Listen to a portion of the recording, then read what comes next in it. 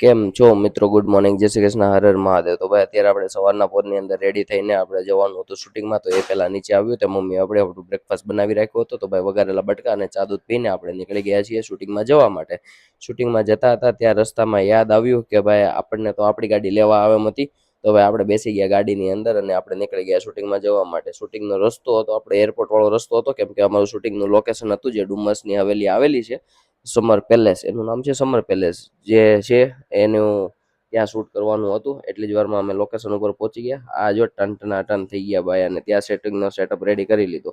શૂટિંગનો setup ready કરતાની સાથે જ યાદ આવ્યું કે ભાઈ આપણે ક્લાયન્ટને સમજાવવાનું છે કે ભાઈ કેવો સેટઅપ છે અને શું છે. તો ભાઈ આ સેટઅપ અમારે નાઇટમાં યુઝ કરવાનો હતો, એટલા માટે અમે ક્લાયન્ટને સમજાવ્યું કે ભાઈ અહીંયા આ રીતની આવશે, અહીંયા આ રીતની લાઇટિંગ આવશે, તો અહીંયા આ રીતનો સોફો આવશે. આ બધી વસ્તુ સમજાવ્યું. એટલી જ વારમાં સેટઅપ વાળા આવી ગયા કે ભાઈ કઈ રીતનું શું કરવાનું. તો ભાઈ આપણે સેટઅપ વાળાને પણ સજેશન આપી દીધું, ફોટો આપી દીધો કે ભાઈ અમારે આ રીતનું અહીંયા આ રીતનું આવું શૂટિંગ કરવાનું છે. એટલી જ વારમાં બ્રેકફાસ્ટ આવી ગયો. બ્રેકફાસ્ટની અંદર બટેકા પૌવા અને ટમેટાના ભજીયા આવી ગયા છે. ત્યાં વિમાન નીકળું જો ભાઈ, જે આવે એ જોતા જ જાય અમે કેવું શૂટિંગ કરીએ છીએ, આપણને કાંઈ ફરક નથી પડતો. અને આપણે પાછો કેમેરાનો સેટઅપ રેડી કરીને શૂટિંગ કરવા લાગી ગયા.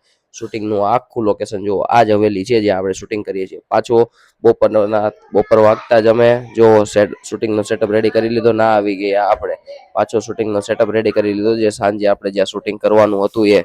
અને આપણે નીકળી ગયા શૂટિંગનું પેકઅપ કરીને ઘરે જવા માટે. ઘરે આવતાની સાથે જ આપણને ખબર પડી કે નિધિ અમારું ડિનર બનાવે છે. ડિનરની અંદર જે રેગ્યુલર હોય એ જ બનાવે છે. અહીંયા મમ્મી પપ્પા સૂઈ ગયા છે. ચાલો તો હવે આપણે પણ સૂઈ જઈએ. મળીએ.